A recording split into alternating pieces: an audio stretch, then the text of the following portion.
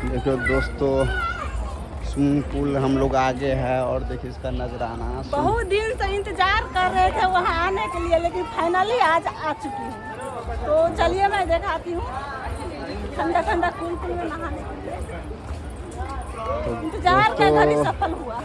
कितना अच्छा है, बनाया हुआ है, बहुत अच्छा लग रहा है देखने में। दोस्तों आप भी आइए और स्विमिंग पूल का इंतज़ार आप सभी बेकर्ब से कर रहे होंगे, इसीलिए हम चाहते हैं कि आइए आप सभी। इंतजार का घड़ी खत्म। देखिए क्या क्या अच्छा अच्छा नजराना है, वेरी गुड।